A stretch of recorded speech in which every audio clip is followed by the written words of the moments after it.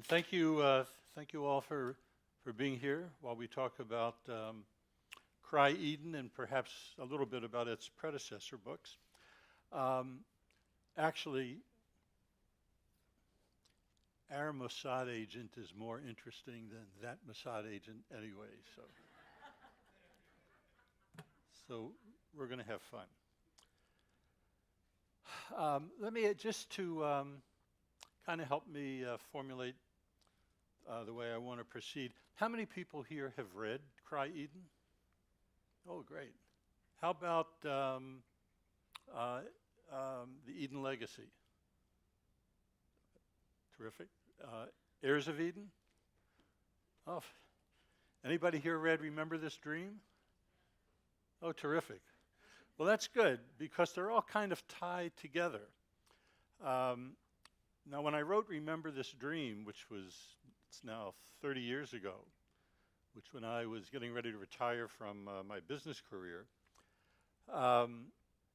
Remember This Dream was not intended to lead to subsequent books in that genre, but in fact, that story, which was to a great extent based on much of the history of my mother's family, actually serves as a very good introduction to the trilogy itself, because it's a story about a generation that came to America 30 years earlier, and the story that picks up with Heirs of Eden, the first book in the trilogy, is very logically, from a point of view of time, the children of that first generation. So while it was not part of the trilogy, all four of the historical novels that I've done do kind of tie together in that respect. One of the things that I found very enjoyable in writing these books, in addition to the history that you hope you impart so that the reader feels that they've really learned something while listening to, hopefully, a good story or a series of good stories, was the fact that there was a lot from my own life's experience that I could draw upon. And I think at the end of the day, all authors of fiction write about what they know. And I drew very heavily, upon the experiences of my childhood and so forth. I was raised in the very same neighborhood that is referenced in all three of the Eden Trilogy books, the LaDroit Park section of Washington, D.C. I don't know if there are any Washingtonians here, but back then it was the heart of the black inner city in Washington, D.C., where my parents were corner grocers. And I felt that that was a very good jumping off point for a story that led to the three books of the trilogy and almost 600,000 words of storytelling. What's interesting as a writer, you want to accomplish, obviously, two very important things. If you're writing historical fiction, you really want the reader to feel that while they are enjoying a story, they're learning a great deal about history that hopefully they did not know a lot about. That's what will propel them through the story. And you also want to entertain them. In Remember This Dream, the first of these books, I had fortuitously, by pure happenstance, met a legendary agent. And in the book publishing world, it is so hard to get a book published. It's so hard to get an agent that stumbling upon an agent, especially a legendary agent, is sheer 100% sheer luck. And I had that good fortune quite a few years ago. He has since passed on. But he took the manuscript for Remember This Dream, the first of these four books, and the one that led to the trilogy that followed, and almost immediately sold it to Bantam Dell Doubleday. So you had a book from a totally unknown author who had written a manuscript that was totally unsolicited, that no one had requested, no one was interested in, no one was looking for. And in a very short period of time, Bantam Del Doubleday buys the book for its point in time, pays a worthwhile royalty for the book. The book then goes on to make the Chicago Tribune bestseller list and win the Friends of Literature Award for fiction. Unheard of. I mean, that is pure fairy tale that no aspiring author has any right to feel entitled to. But that is what, in fact, happened, and that propelled the decision to continue writing. So over the course of the last several years, I've written the trilogy that I call the Eden Trilogy. And in every book, you want to do two things. You want to engage the reader so that the reader is willing to spend maybe the better part of a week with something that you've written. And again, when it's historical fiction, you want the reader to feel not only that they've read a good story, but they have a perception of something that may have been very sketchy or maybe absent altogether. So you can do that in a variety of ways, but in these 4 books, and we'll talk mostly about Cry Eden, because that's the current one, they cover various spans of time. And in each book, you have the exact same objective, and that is to create suspense, to engage the reader, make the reader want to keep reading, and continue to educate the reader while you're doing it when you're writing historical fiction. So the first book, Remember This Dream, that's this guy here. This book covers a period of 30 years. So it's a real, authentic family saga, as they would say. Heirs of Eden, the first book in the trilogy, covers about 15 years. So you've cut the time period in half, but you still have the same objective of keeping the reader engaged, really involved in the story, and also constantly learning things, hopefully, that they didn't know before. Then we go on to the Eden Legacy, and that all takes place in 1 year. And you have the same objective, keep the reader engaged and keep the reader informed. And then the last book, Cry Eden, the current book, that all takes place in about 3.5 weeks. So can you keep the reader engaged for 3.5 weeks the same way you did for 30 years with the first book? And the author never knows the answer to that, only the readers do. And we're going to save some time for Q&A and comments, and we'll learn a little bit about reader reaction, hopefully, in that process. So about, would you take my call, please? So last fall, the Rancho Mirage Writers Festival sponsored a cruise down the Mississippi, and there are some people here in the room who were on the cruise. And every night, Jamie arranged a program, and we had various authors. I was one of them, Greg Iles was one of them, Doug Brinkley was one of them. It was really very stimulating and enjoyable. And Doug Iles addressed a subject perfectly, beautifully, that I want to touch upon. When I first met that first agent 30 years ago, and this is a fellow that had a Brooklyn accent that was so deep it was almost a speech impediment. And he challenged me. He said, "What makes you think you could write a book anyone would be interested in reading?" And I said, "Just look at the manuscript and you decide." He said, "Well, it's got to grab you on the first page or nobody's going to read the book." "Will your book do that?" I said, "I don't know. You tell me." So that's something that all authors will talk about, what it takes to get a reader to start on page 1 and have the desire to sit with you, in the case of my books, for over 500 pages that follow. And some people say you got to grab the person in the first sentence. You know, you've got to create mystery right away, and everybody's got a different answer. But Greg Iles had the best answer to that question that I had ever heard, and I'm going to share that with you. Was he addressed it in his talk on the river cruise. He said the reader has to believe the author knows what he's doing, knows where he's going, and want to go along with him. That's what you've got to accomplish at the very beginning of the book. Doesn't have to be a great mystery. It doesn't have to be a terrible murder or something extremely funny. You've got to be convinced that the author knows where he's going and want to go along with him for the journey. And hopefully that's what every author achieves. So I'm going to talk a little bit about the 3 books of the trilogy leading up to Cry Eden, and then we'll spend most of the time on Cry Eden, the story that takes place in just a 3.5-week period of time.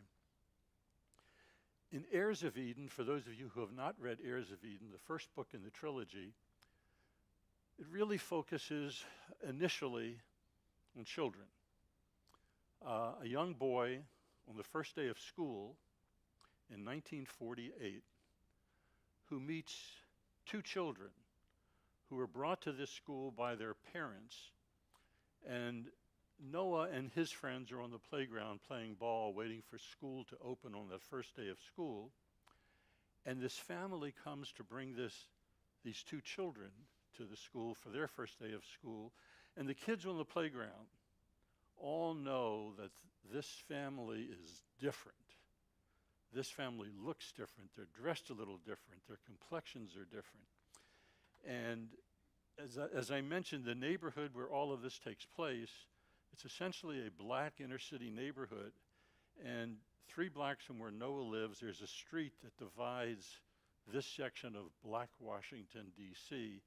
from white Washington, D.C. And Washington, D.C. in 1948 was a very, very segregated southern city.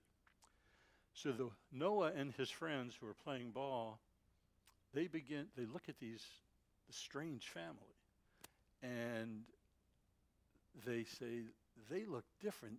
They could be Arabs, Noah. Maybe they're coming to get you, because they all know that their friend Noah is a Jewish boy, and none of them are. And so they're teasing him. Noah tells them to, cut it out, guys. And he looks through the chain link fence, and he sees this young boy. His sister is next to him, and the boy is kind of holding on to the chain link fence, looking in at the playground. And Noah is standing with this ring of his friends, and he waves to the boy. And the boy waves back. As school starts, Noah learns that the family is a Palestinian, Arab, Christian family who have fled the Middle East because of the fighting. It's 1948. And they are now located, a member of their family has purchased for them a tiny grocery store in Washington, D.C. And this Arab Palestinian family, 1948, lives just a block away from this Jewish family that has a corner grocery store. So there's implied instant tension, because if we think that Jews and Palestinians live in a state of tension today, you can only imagine what it would have been like in 1948, especially when this family is newly arrived, having fled the fighting in the Middle East. So Noah, with that gesture, has kind of befriended this young Arab boy who knows no one else in America on that day. He also meets the boy's twin sister, Alexandra. And something that I'll mention because it's relevant. In the program that you have, you've all seen the picture of Afghan girl from the National Geographic. Well, I remember when that photograph first came out. I remember when that issue came out. And I was really taken with the drama and the beauty of that photograph way back when it was first published. So when I began constructing my characters, I refer from time to time about Alexandra's jade green eyes. And Alexandra, if you want to know kind of what Alexandra looks like, just look at that cover of Afghan Girl and look at her eyes.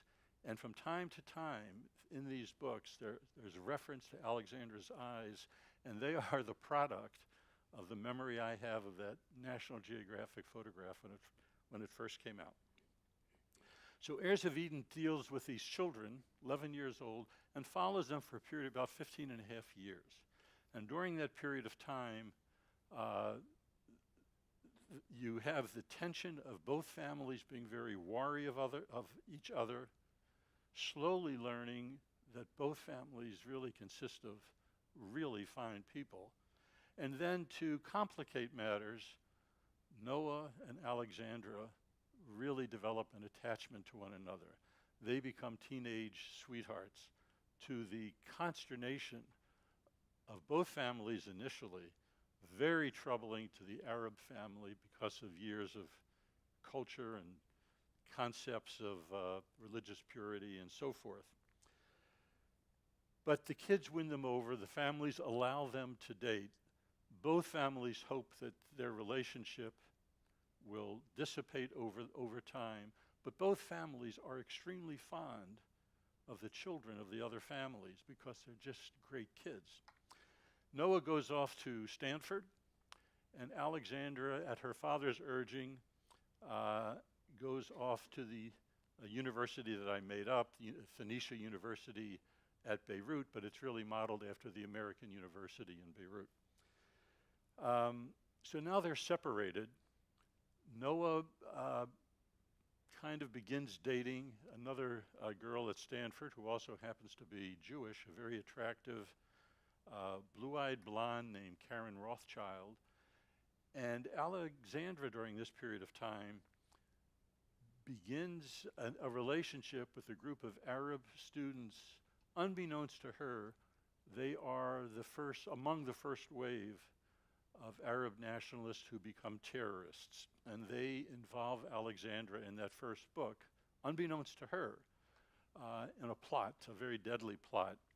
She's a stringer for the Washington Evening Sun, a star, which hired Alexandra as a high school intern. And they have her just sending stories from Beirut. And they time the shipment of illegal arms to accomplices based on the date that they know Alexandra's articles are going to appear. She doesn't know they're doing that, but they're using her regular articles from the Evening Star to alert fellow terrorists. I only mention that because the Mossad picks up on this right away, and they dispatch a dashing Israeli Mossad agent, Amos Ben Chaim, who plays an important role in all three books, to Beirut to either find out if she is being duped or whether she is part of this scheme that they've uncovered. And if she's part of the scheme, they are to kill her and everybody involved in this scheme. They meet. He develops an immediate attraction for this now very beautiful 18-year-old.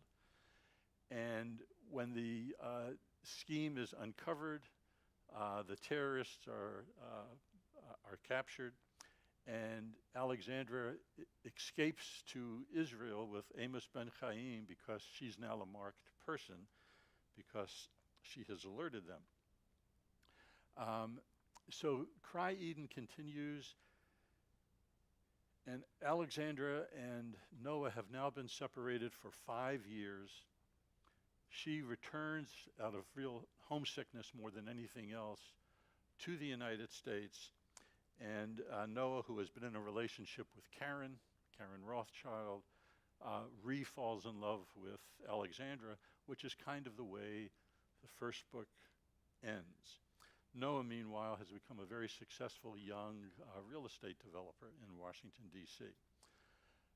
The second book, The Eden Legacy, begins, I said it takes place over a period of exactly 1 year, and it begins on the day the Yom Kippur War begins.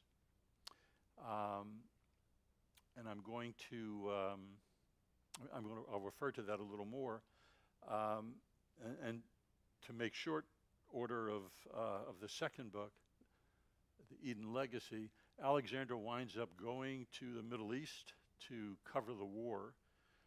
She's stationed in Tel Aviv for what they think will be several days, and it turns into weeks. And when word erupts that there's going to be an Arab League summit in Khartoum, Sudan, she makes the decision to travel surreptitiously to Sudan to be on the scene to cover these historic talks. And the book deals with the Khartoum Conference, where the famous 3 no's are adopted as Arab League policy. No peace, no recognition, no surrender, so forth. The famous 3 no's. She is arrested in Khartoum and subjected to, for a period of about a week, of horrible treatment at the hands of a jailer, Mohammed Faisal. And she escapes with her life. You know, we're not going to dwell on it because we're really here to talk about the book that follows. But it becomes very important because of how close she comes to the worst fate. He actually he can do whatever he wants with her because the Sudanese government doesn't know that he has her. He has picked her up at the behest of one of the original band of terrorists, a guy named Omar Samir, who we hear a lot about in the third book. And he has arranged for this jailer, Mohammed Faisal, to pick her up without identifying that he's done that to the Sudanese authorities. He treats her horribly. I won't go into the detail. And he decides he really wants to take her to his home to be, in effect, a slave wife, a house slave to him. She's rescued in Sudan by none other than Amos Ben Chaim, our Mossad agent, who's much more interesting than those Mossad agents. And she is returned home. In Cry Eden, the book that takes place over just 3.5 weeks, Omar Samir emerges again in the story, and this time he is thoroughly obsessed with the destruction of Alexandra Salaman Greenspan, her husband, and now her child. They are now married in the third book. They're in their mid-30s, and they have a 5-year-old son that they have named Amos, after Amos Ben Chaim, the Mossad agent who saved her life in the first book and with whom they have remained very, very close. So over a period of 3.5 weeks with Cry Eden, we have the outbreak of the Yom Kippur War, and what the book really focuses on, in addition to the story of Alexandra and Noah, is the extraordinary history of that conflict. Today, almost everyone would tell you, if whatever their memories are of the Yom Kippur War, that it was another extraordinary Israeli victory on the battlefield, as indeed it was in many respects. But the book also deals with the extraordinary complacency of the Israelis following the Six-Day War, which was one of the greatest military feats in the annals of warfare.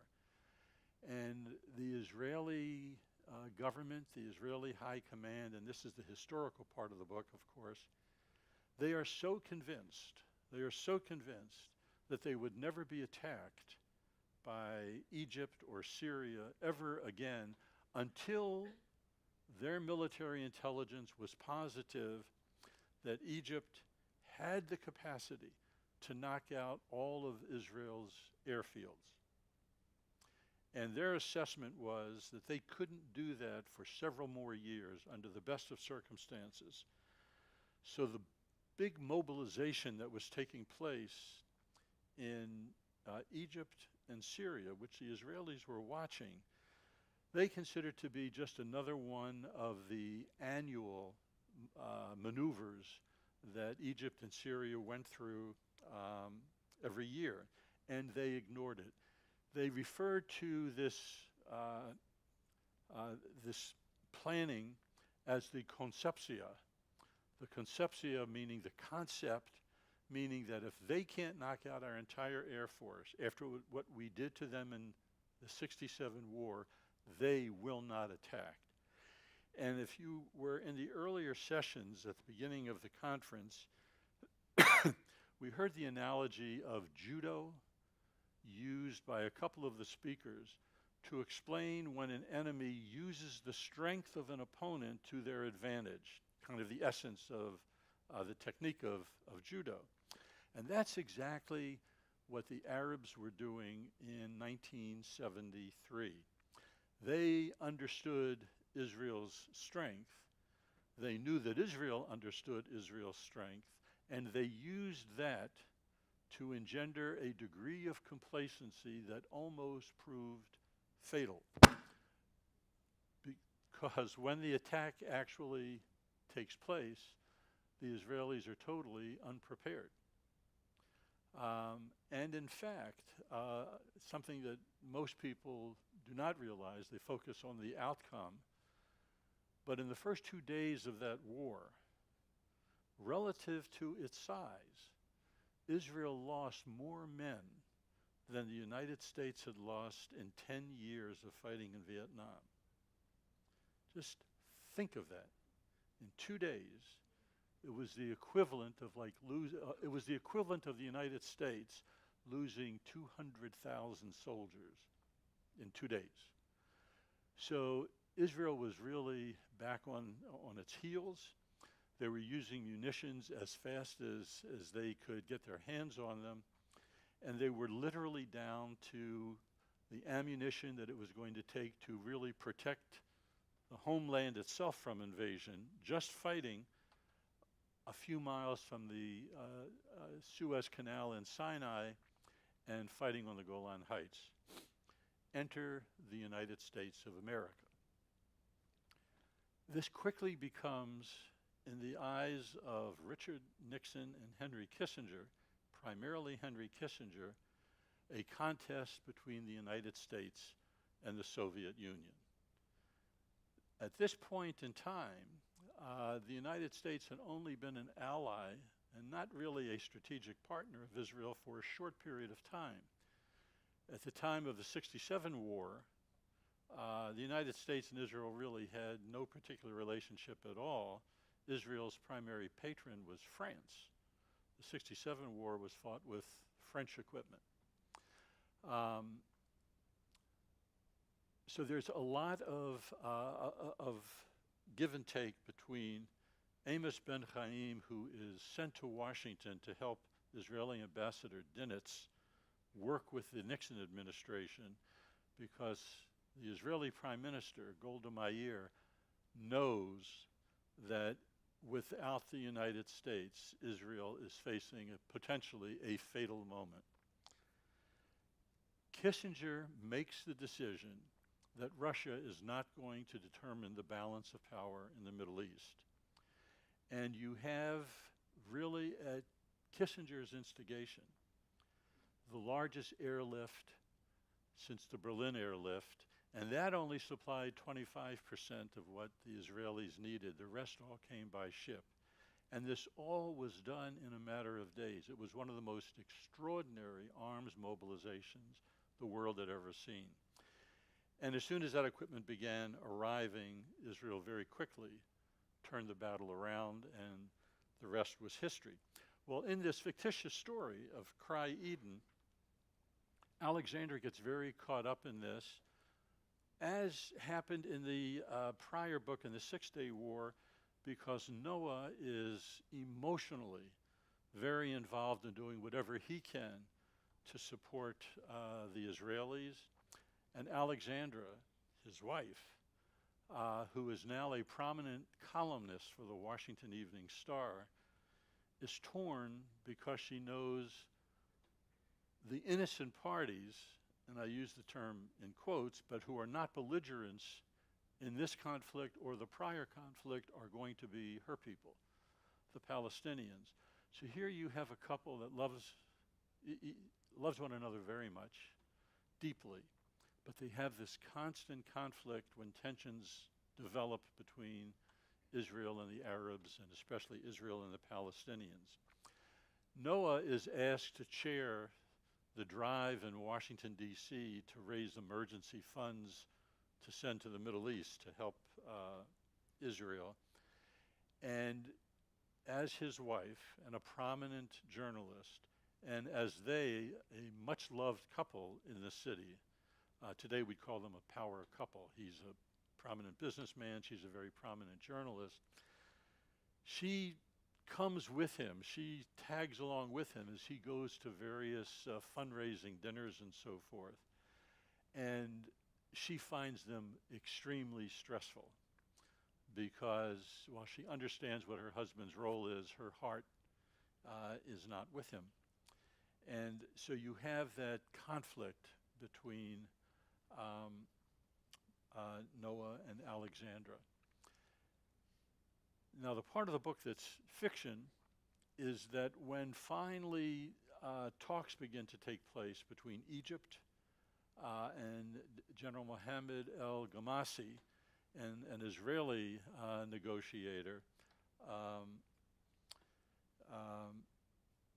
these talks take place at a remote spot on the road between Suez and Cairo at kilometer 101. This is historically factual.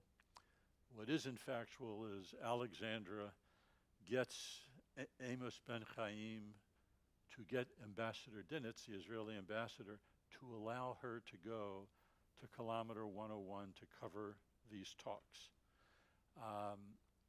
So the talks are very authentic. They take place at kilometer 101. And while the book goes into some detail on the dialogue between the Egyptian and the Israeli negotiators, there were no transcripts of these discussions. But the agenda is well established, and the positions that they took, the overall positions that they took, are well established. And my job as the author of the book was to create a dialogue between them that was perfectly consistent with the agenda and the outcome of the talks. So while the dialogue is my creation, it's very true to what the position of both sides. When she travels to kilometer 101 to cover these talks, Omar Samir, who was staying in Aswan, Egypt, realizes that Alexandra once again is within grasp. She's only a few hundred miles away. And this time he is determined to get his hands on her and to subject her to a fate worse than death. And he brings Mohammed Faisal, her jailer from Sudan from the prior book, to Egypt and then on to the West Bank. And a plot unfolds to use Alexandra and Noah's child, Amos, as bait to get their hands on Alexandra and, as I said, subject her to a fate worse than death. And in fact, they do get their hands on Alexandra. They capture her, and she is caught up in the proverbial fate worse than death. She's rescued, but I'm not going to go into the details of the rescue because there's some people here who haven't read the book. But what I want to come back to, and then I'd like to open it up to questions, was the the point that I made very early in the book, what device an author might use to attract the loyalty of the reader by the time that reader has finished the first page, to get the reader to think, I'm going to stay with this book until the last page. And everybody does it differently. It can be subtle, but at the end of an early part of the book, usually that first page, the reader's got to say, this author knows where he's going, and I want to find out where he's going to. So I want to share with you the first page of Cry Eden as an example of how we try to accomplish that. Keep in mind the Yom Kippur War. The Yom Kippur War broke out on the 6th, 7th of October, 1973.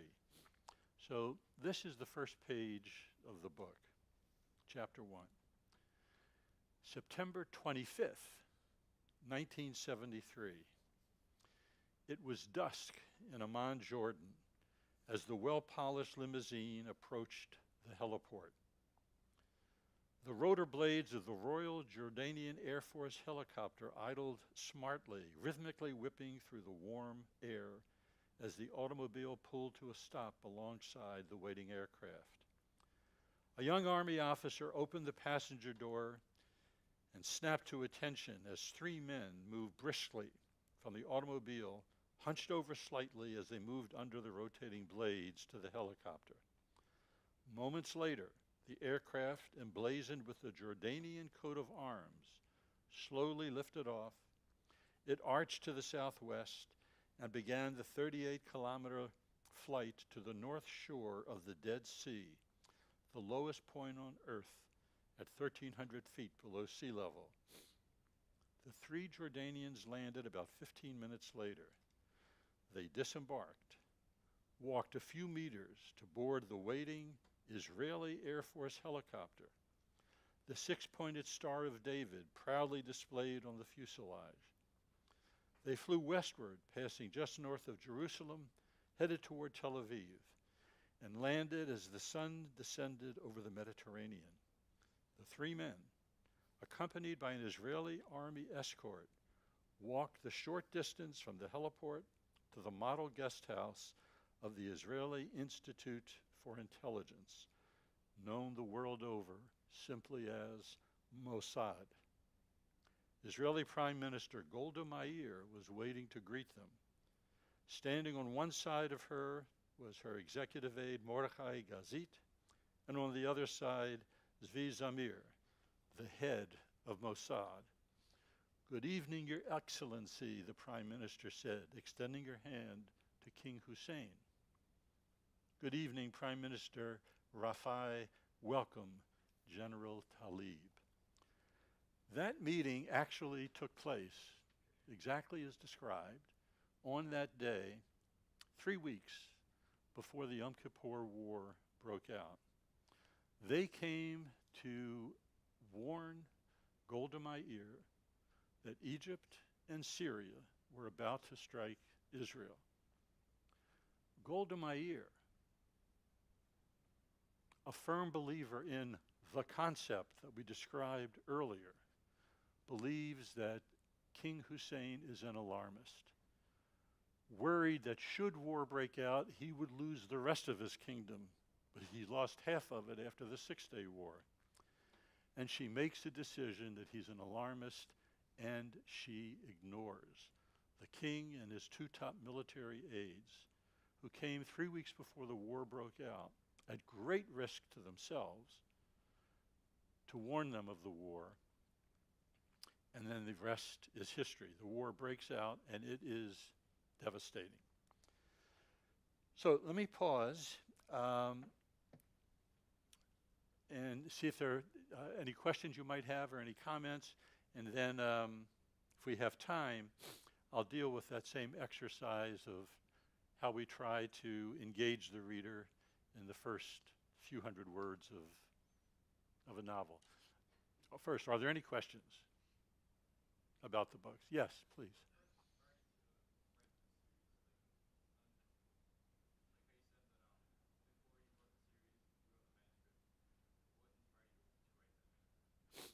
Um, yeah, then I was describing the manuscript for this first book, which I refer to as the predecessor to the trilogy.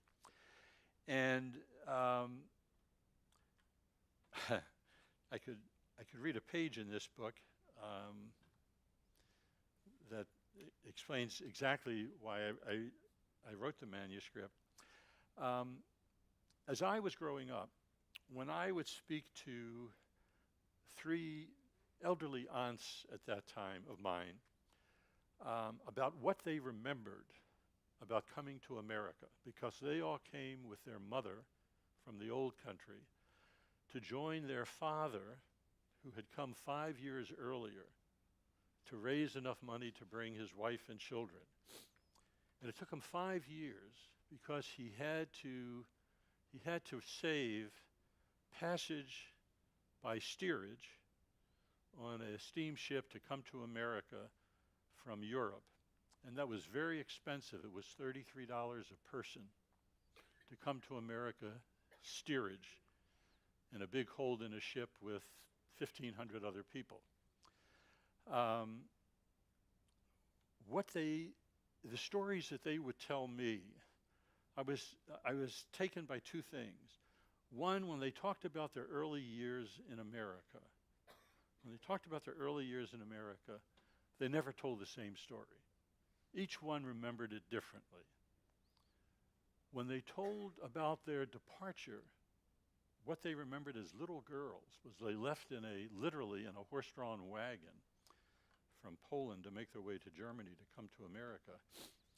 When they talked about what they remembered about leaving the old country, their memories were precise. They all told the same story. And I used to talk about that, and I would say to my wife, there's a great book in this story.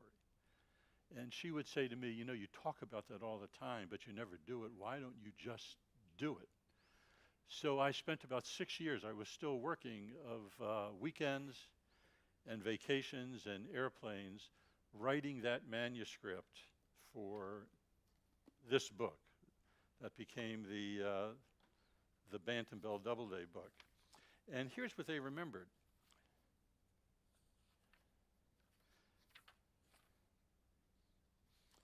So the first page, the first book opens with the line, again, you want to engage the reader, make the reader want more. The very first line of this first book was simply, "It was not a night for sleeping." And that's because the grandparents of these children, the in-laws of this young woman, Anna, that's Anna, they're going to leave the next night, and her father-in-law, with whom she lives, and her mother-in-law know that when she gets in that wagon and the wagon pulls away, they will never see her again. They will never see their grandchildren again, because that's the way it was in 1911. You didn't catch a plane and meet in Zurich somewhere for a family weekend. Those goodbyes were forever. So that first chapter talks about the stress in the house as they go about their business during that day. And then finally, evening comes, and the wagon driver, who her father-in-law arranged to take them to Bremen, where they would make their way to the ship, has arrived with this horse-drawn cart to take them on that journey. And here's how the first chapter of the book ends. Salzman, that's the driver that he hires, was stamping his feet restlessly, lifted the children up one by one, put them in the baggage storage compartment just behind the front bench of the wagon. Anna embraced Necha, that's her mother-in-law, and Shoel, her father-in-law, once again. They held on to each other until Zaltzman's rasping cough of impatience separated them. Anna kissed Esther and then Devorah, her two sisters that she would never see again. "You next," she whispered in her sister's ear. "You next." She climbed into the wagon and sat on the front bench beside Zaltzman. "Don't you people worry," the trader called to Shoyle. "I'll take good care of them." He shook his reins and clucked his tongue. The horse leaned into the harness, and the wagon began to move. Anna heard her sisters calling goodbye and the sound of Necha's voice. They moved away from the house toward the edge of town. Shoyle Apolovich walked alongside the wagon. He reached up and took Anna's hand, squeezing and kissing it. Then he reached back and touched whichever the children he could reach. He spoke their names one after the other: Anna, Shira, Rebecca, Rachel. As the creaking wagon picked up speed, he began to trot alongside, never taking his eyes off of Anna. It was as if he could not bear to miss a second of seeing them during their final moments together. Then up ahead, he saw the fork in the road that led toward Mazowiecki, and he knew he could go no further. Only now did he manage to say what was in his mind. "Remember me, Anna. Remember me, Rachel, Sarah, Rebecca, remember me." He stopped and stood in the middle of the road, the rutted road, tears streaming down his face. The wagon began to pull away. The distance between them grew greater. He stood watching as the wagon disappeared around the bend in the road, waving as if they could still see him. Then there was silence. He lowered his hand slowly. The wind sighed in the bare branches of the trees. "Remember me," he whispered into the darkness. And that starts the journey of Remember This Stream. Thank you all very much.